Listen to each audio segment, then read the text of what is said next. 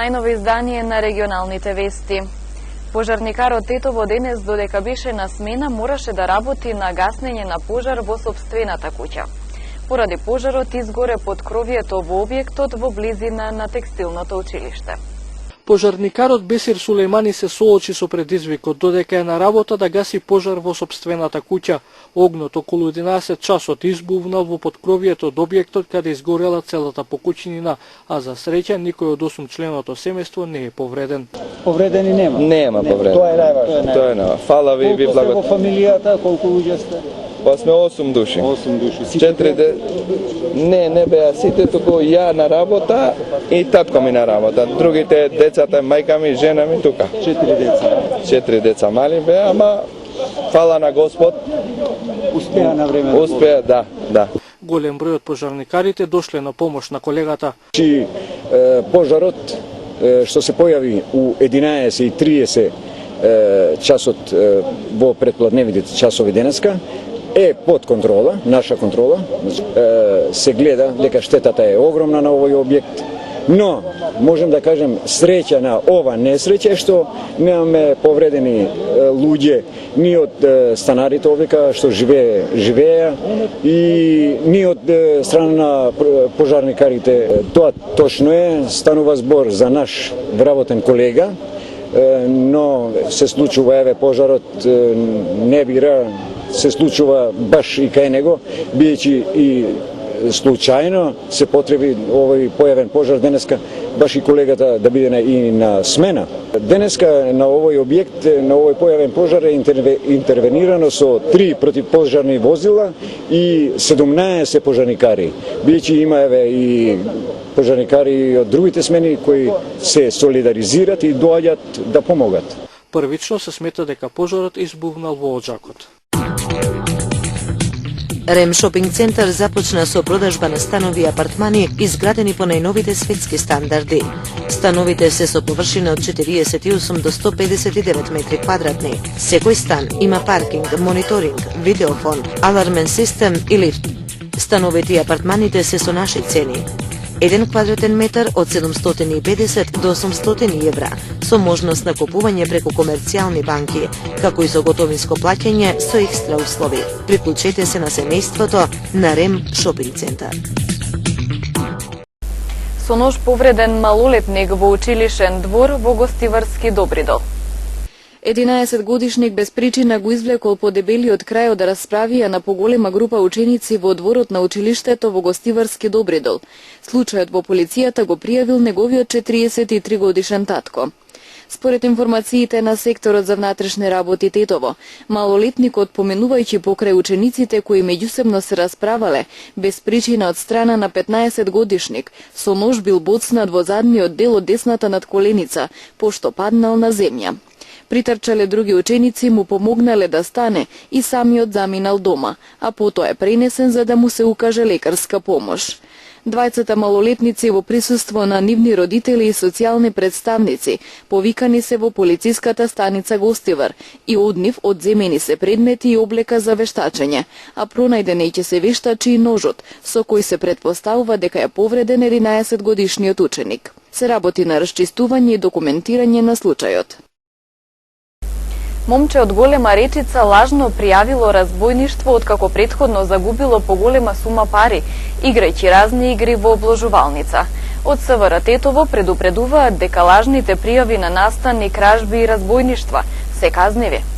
Лажна пријава за разбојништво регистрирале од СВР Тетово. Имено 25-годишникот Тетовска Голема Речица вчера вечер пријавил дека околу 20 часот додека бил на работа во спортска обложувалница во Долно Палчиште, врз него било извршено разбојништво од 3 непознати маскирани вооружени лица. Тројцата маскирани според пријавеното од момчето на брзина влегле насилно му го одзеле дневниот промет, го демолирале објектот, потоа го извлекле надвор и буквално го фрлиле во блиската река, откаде телефонски го пријавил разбојништвото. Пошто бил пренесен во Тетовската клиничка болница, укажана му е помош и нешто подоцна е пуштен. За кусо време меѓутоа полициски службеници на СВР Тетово, преземајќи соодветни мерки и активности, утврдиле дека пријавителот на настанот целосно ја измислил приказната, односно дека го фингирал разбојништвото, откако претходно во обложувалницата загубил поголема сума пари, играјќи разни хазардерски игри и не бил во можност да ги врати. За лажното пријавување на разбојништвото, а во консултација со јавен обвинител, против лицето ќе следува поднесок. Според СВР Тетово, само во текот на минатиот месец регистрирани биле најмалку 10 лажно пријавени настани, претежно кражби и разбојништва. Неголемиот број од нив се веќе целосно расветлени и пријавителите ќе се соочат со соодветни поднесоци, согласно членот 366 од Кривичниот законник на Република Македонија. За лажно пријавување на кривично дело, според овој член, предвидена е затворска казна од 3 месеци до 3 години. Оттаму секторот за внатрешни работи Тетово апелира до граѓаните да се воздржат од фингирање на разноразни кривични дела и од повикување на неговите служби, зашто откако ќе бидат расчистени тие дела, односно откако ќе се утврди дека тие се измислени, ги очекуваат адекватни поднесоци. Ова уште повеќе што со лажно пријавени кривични дела на службите на СВР Тетово непотребно им се одзема време и средства, неопходни за расветлување на другите вистински кривични дела. По продолжувањето на рокот за легализација на подрачјето на Гостивар поднесени се над 1500 нови барања. Најголемиот дел од нив се однесуваат на дивоизградени куќи и објекти за домување, а 40 се за верски објекти. За период од месец и половина, откако беше продолжен рокот, во Гостивар се поднесени над 1500 нови барања за легализација на дивоградби. Општинскиот сектор за урбанизам има полни раце работа. Најголемиот прилив на нови барања дошол од печалбарите. Динамиката на барање на нови барања е добра. Значи беше покачено во текот на времето кога беа печалбарите. До денеска се поднесени околу 1530 нови барања за легализација на дивоизградените објекти во рамките на територијата на општина Гостивар.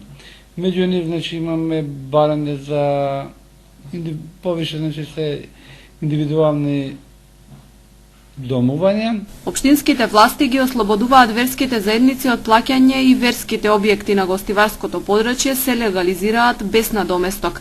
Меѓу ново поднесените барања, 40 се однесуваат на верски објекти, во најголем број џамии.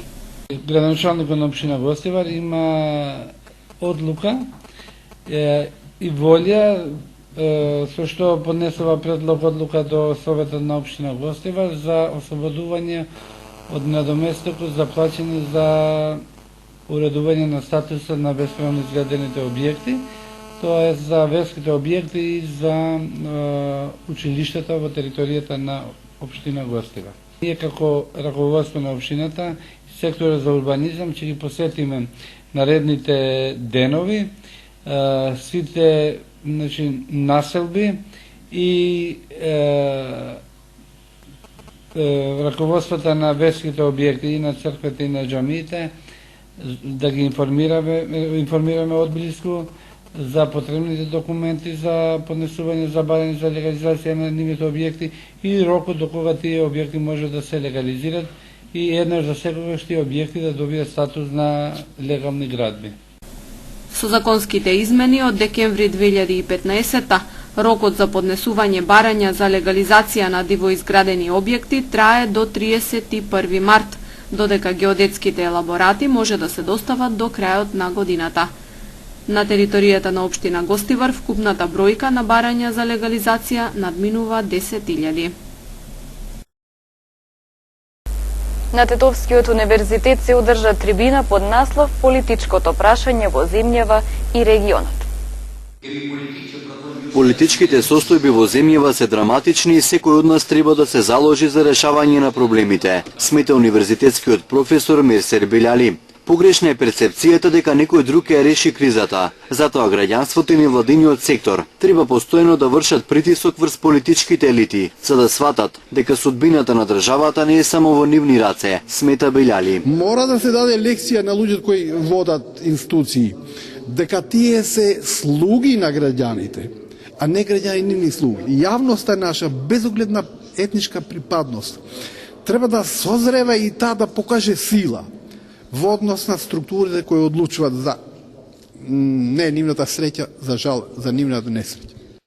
За граѓанскиот сектор, кој според Белјали се уште не е доволно разбуден и активен, виновни се дел од медиумите, кои недоволно ја пласираат вистината пред јавноста, штитејќи го како што вели организираниот криминал. Одделни други медиуми, кои јас ги викам терористички медиуми, ја тероризираат и јавноста. И јавниот сервис овозможуваше дебати, поинако мислење. Имавме многу гледани емисии, алтернативни визии за како да се решат проблемите. Професорот Башким Сулеймани пак вели дека затвореноста на македонското општество, каде нема дебата и предлози за решение на проблемите ја уназадија државата, кој од лидер сега е меѓу последните држави од регионот во поглед на евроатлантските интеграции. Одредени политики не се на добар пат, одредени политики не се дебатираат и значи политичките проблеми меѓу позицијата и опозицијата дава одредени последици кои никој не ги сака во Република Македонија. На Тетовскиот универзитет денеска во организација на Центарот за мир и транскултурна комуникација се одржа трибина на тема политичкото прашање во земјата и регионот. Околу 2000 евра е месечното примање на еден министер во владата за вршење на функцијата. Скуп Македонија спроведе истражување со кое се утврди дека министрите и премиерот ги чинат граѓаните половина милион евра годишно, само за плати.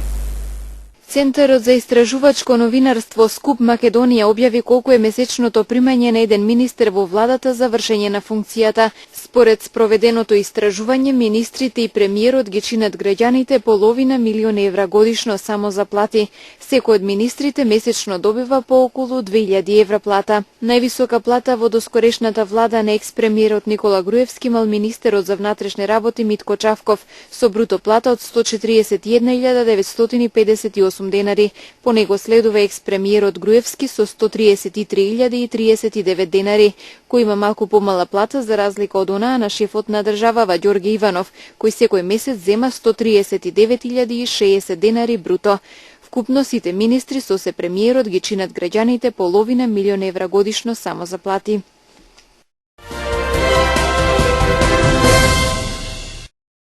Посветени сме на соработка со Македонија, посебно на прашањето со мигрантската криза, но тоа не значи дека ќе има било каков поврат на услуги во политичките преговори за пристапот кон Европската Унија.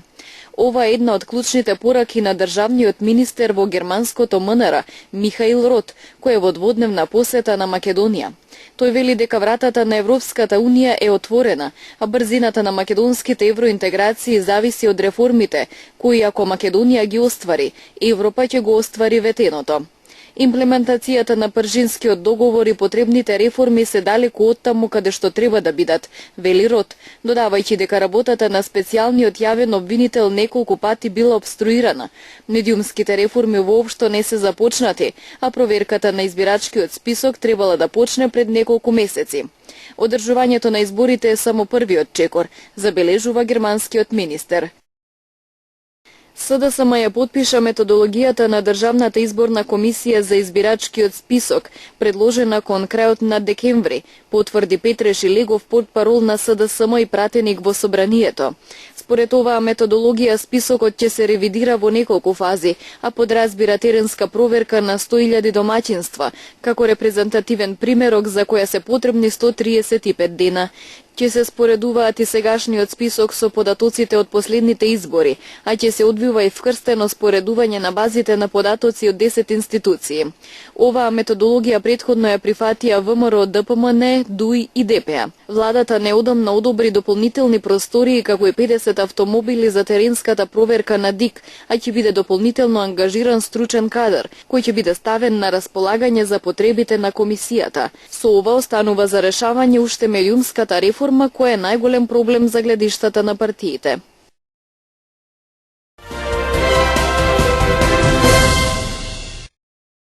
Турската крајбрежна стража денеска открила најмалку 9 тела на бегалци, вклучувајќи и 2 деца, откако нивниот брод потонал во близина на турскиот брег. Бродот тргнал од западната турска провинција Измир, наверојатно кон Грција. Во Турција има 2,2 милиони бегалци од Сирија, а според податоците на Организацијата за миграција при Обединетите нации, повеќе од милион бегалци пристигнале во Европа преку морски пат. Според податоците на Обединетите нации, повеќе од 800.000 бегалци го преминале Средоземното море на патот кон Европа оваа година, а повеќе од 3.400 загинале во тој обид. Француската полиција уапсила 5 лица кај францускиот град Лион, кои планирале да организираат напади на ноќни клубови и да побегнат во Сирија, соопшти денеска неименуван представник на француската полиција. Представникот кој побарал да остане анонимен, бидејќи истрагата е во тек, рекол дека се уапсени 4 мажи и 1 жена. Тој открил дека членовите на групата веќе купиле билети за да им се придружат на милитантните екстремисти во Сирија, преку Бугарија и Турција, и оти се обиделе да дојдат до оружје за да ги извршат нападите на ноќните клубови во Франција. Судот во Бирмингем денеска е осуди 26-годишната Тарина Шакил на 6 години затвор, затоа што отпатувала во Сирија им се приклучила на джихадистите од групата Исламска држава, носејќи го со себе и своето мало дете. Во октомври 2014 година Шакил преку Турција заминала во Сирија и им се приклучила на джихадистите. Таа е првата жена муслиманка во Велика Британија која се вратила од самопрогласениот исламски калифат на териториите на Сирија и на Ирак и која од еден британски суд е осудена поради членување во редовите на Исламска држава. Според судот, најзагрижувачки е што таа со себе го зела и своето тогаш 14-месечно дете и дозволила тоа да биде употребувано од джихадистите за пропагандни цели. Бебето било сликано покрај калашников и прикажувано како джихадист од денот на раѓањето. Сенаторот од Тексас Тед Круз, жесток конзервативец кој не ја ужива поддршката од лидерите на неговата републиканска партија, победи на првичните партиски избори во Ајова, со што го порази Доналд Трамп. Меѓу демократите поранешниот државен секретар Хилари Клинтон и сенаторот од Вермонт Берни Сандерс ги поделија гласовите.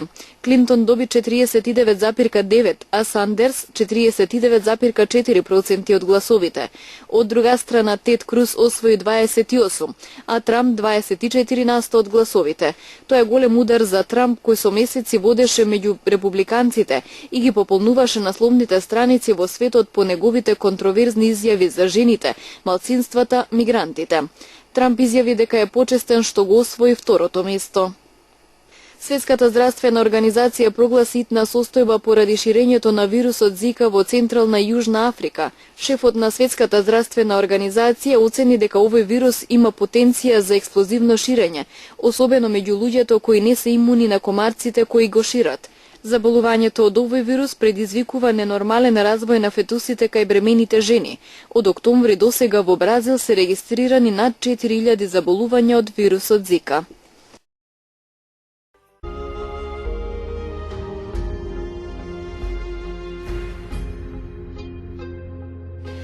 Денес имавме сончево и топло време. Попладне со мала до умерена облачност. Дуваше слапа во западните делови, умерен ветер од јужен правец. Утринската температура се движеше од 3 до 8, а дневните од 9 до 15 степени.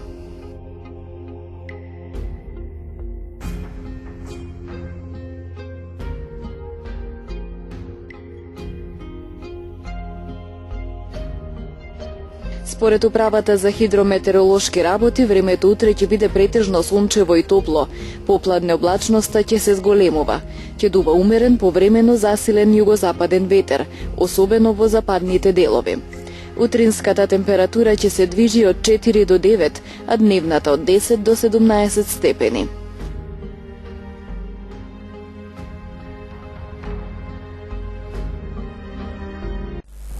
Тука е крајот на регионалните вести. Ви благодариме за вниманието и пријатно.